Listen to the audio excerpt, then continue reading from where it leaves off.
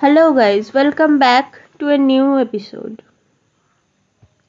তো যেমনটা আপনারা থাম্বনেল দেখে অবশ্যই বুঝে গেছেন, এই রেসিপিটা কিন্তু আমি কোনো কিছু শেখানোর জন্য আসিনি। এটাতে আমি নিজে শিখতে এসেছি আর আপনাদেরকে শেখাতে এসেছি যে ছানার পায়েস কিভাবে একদমই বানাবেন না।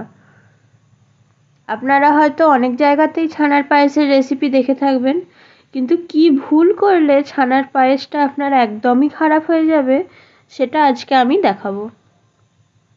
তো নর্মালভাবে আমি ছানার পায়েসের ভিডিও বানাচ্ছিলাম, দেখতেই পেলেন আমি ছানাটা কেটে নিলাম প্রথমেই দুধ থেকে, তারপর ছানাটাকে জল ঝরিয়েছি খুব ভালো করে। কিন্তু ভুলটা যে আমি এখানে করে ফেলেছি সেটা তো আমি আগে বুঝতে পারিনি। আর আমি ভালোভাবে ধৈর্য সহকারে খুব সুন্দর করে ছানাটাকে চিনি দিয়ে মাখাচ্ছি জল ঝরানোর পর। নর্মাল ডে, নর্মাল রেসিপি, আমি কি সুন্দর করে কাল লক্ষ্মী পুজোয় ছানার পায়েস বানানোর জন্য রেসিপিটা দিতাম। কিন্তু এখানে আমি যেটা ভুল করেছিলাম সেটা হলো ছানাটা আমি ধুতে ভুলে গেছি, তাই যে ছানার টক ভাবটা সেটা কিন্তু ছানাতে রয়েই গেছে। ও যাই হোক, একটা প্রো টিপস আপনাদের দিয়ে দিই। যখন আপনারা কেশর ইউজ করবেন তখন কেশরটাকে হালকা করে এইভাবে একটুখানি গুঁড়ো করে নিলে আর এটাকে দুধে ভিজিয়ে রাখলে কেশরের কালারটা কিন্তু খুব ভালো আসে। তো দেখতেই পাচ্ছেন আমার কত বুদ্ধি। এই বুদ্ধি নিয়ে আমি ছানার পায়েস করতে গিয়ে কী যে বানিয়েছি আমি জানি না। তো আপনারা বলতে পারেন যে এই ভিডিওটা আমি পোস্ট কেন করলাম। এটা আমি আপনাদেরকে এটা দেখানোর জন্যই পোস্ট করলাম যে সব সময় কিন্তু সব রান্না ভালো হয় না। সে আপনারা যতই চেষ্টা করুন না কেন, প্রতিটা ডিশ পারফেক্ট করা কিন্তু কোনোভাবেই সম্ভব নয়। আর যারা ইউটিউবে ভিডিও বানায় তাদের সাথেও কিন্তু মাঝে মাঝে এরকম ডিজাস্টার হয়েই যায়। যাই হোক, আজকে আমি এরকম অনেক জ্ঞান দেব, কারণ অবভিয়াসলি আমার কাছে আর কন্টেন্ট নেই, তো এটাকে আমাকে ছাড়তেই হবে। তো দেখতেই পাচ্ছেন এখানে আমি 500 ml দুধ নিয়েছি। দুধটাকে ভালোভাবে ফুটিয়ে ফুটিয়ে হাফ করব এবার। আর এই যে ইনগ্রিডিয়েন্টসগুলো শ্রাদ্ধ আজকে হয়েছে, শেষ পর্যন্ত যদি এটাকে আমি উদ্ধার না করতাম তো আজ বাড়িতে আমার কপালে দুঃখ ছিল। যাই হোক, ভিডিওটা শেষ পর্যন্ত দেখুন, এটা শেখার জন্য যে ছানার পায়েস কিভাবে একদমই বানাবেন না। তো আমি এখানে দুধটাকে ভালো করে ফুটিয়ে ফুটিয়ে অর্ধেক করছি, যেমনটা দেখতেই পাচ্ছেন আপনারা সাইড থেকে যে দুধের অংশগুলো আছে। বা কি সুন্দর কোয়ালিটি ভিডিওর। যাই হোক, সাইড থেকে যে অংশগুলো আছে সেগুলোকে আমি ভালোভাবে দুধের মধ্যে নিয়ে আসছিলাম, যেমন করে ক্ষীর করে, আপনারা নিশ্চয়ই আমার থেকে বেশি জানেন।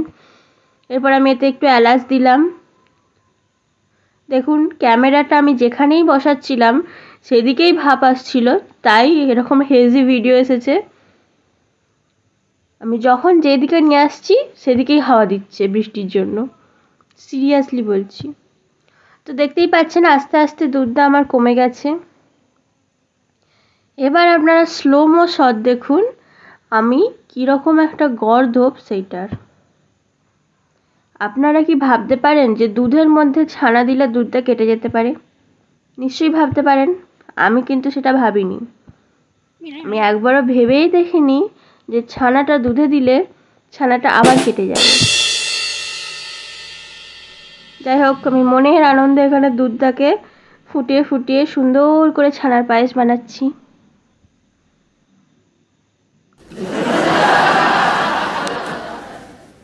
এই যে ছানাটা এবার আমি এখানে দিয়ে দিলাম। আহা কি সুন্দর দেখতে।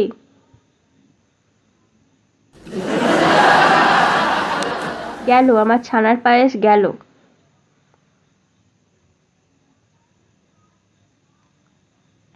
এখনো কিন্তু আমি বুঝতে পারিনি যে আমার হয়ে গেছে এখানে। এবার দেখুন কি হয়। যাই হোক, এখানেও আমি নর্মালি দুধটাকে ফোটাচ্ছি, সুন্দর করে কাজু কিশমিশ কুচানোটা ছড়িয়ে দিলাম।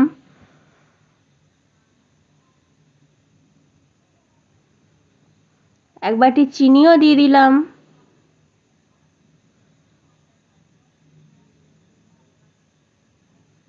এই পর্যন্ত ছানার পায়েসের মতো দেখতে লাগছে। এবার দেখুন, আপনারা দেখে কি কিছু বুঝতে পারছেন যে এখানে কি হয়েছে? আমি কিন্তু এখনো বুঝতে পারিনি। আমি যেই দুধটাতে ছানাটা দিয়েছিলাম সেই দুধটাও কেটে গেছে, ডবল ছানা হয়ে। দেখুন, আপনারা দেখলেই বুঝতে পারবেন যে দুধটা কিন্তু পুরো কেটে গেছে। আমি কিন্তু এখনো আশায় আছি যে দুধটা আমি ছানার পায়েস বানিয়ে নেব। কেশর দিলাম। এবার বুঝতে পারলাম যে আমার ছানার পায়েসের সর্বনাশ হয়ে গেছে। তো যেটা আপনাদের করতে হবে সেটা হলো ছানাটাকে ভালো করে ধুয়ে নিতে হবে, না হলে কিন্তু আপনাদের ছানার পায়েসেরও এরকমই অবস্থা হবে। এবার নিশ্চয়ই ভালোভাবে বুঝতে পারছেন যে কি হয়েছিল ব্যাপারটা। তো আমি কিন্তু এখানেই হার মেনে নিইনি। আমি ওই ছানার জলটাকে পুরোটা নেড়ে নেড়ে শুকনো করেছি, যাতে একটা সন্দেশ টাইপের কিছু একটা বানিয়ে ফেলতে পারি।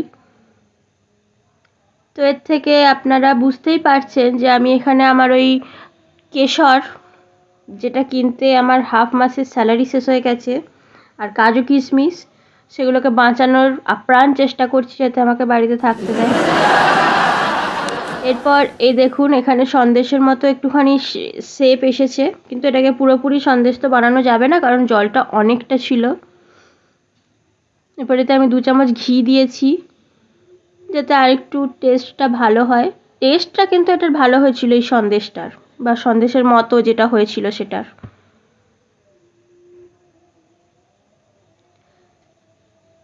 এইভাবেই কিন্তু রান্নাঘরে নতুন নতুন জিনিস তৈরি করা যায়। তো আপনারা যদি এরকম ভুল করে ফেলেন কখনো, তাহলে জিনিসটাকে ফেলে দেওয়ার আগে ভেবে দেখবেন যে সেই জিনিসটা আপনি খাওয়ার যোগ্য বানাতে পারেন কি না। দেখুন, সন্দেশটা কিন্তু মন্দ লাগছে না, দেখতে কিন্তু ভালোই লাগছে। তো আপনারা জেনে গেলেন যে কিভাবে ছানার পায়েস একেবারেই বানাবেন না, আর কিভাবে যদি কখনো রান্না করতে গিয়ে এরকম ডিজাস্টার হয়ে যায় সেটাকে ঠিক করবেন, সেটাও নিশ্চয়ই জেনে গেলেন।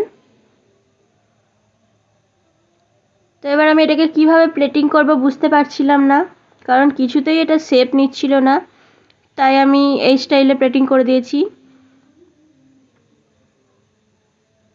তবে আমি ছানার পায়েসের রেসিপি খুব তাড়াতাড়ি আপলোড করব, যেটা সত্যিকারের ছানার পায়েস হবে, এটা দেখানোর জন্য যে আমি ছানার পায়েস বানাতে পারি। নমস্কার।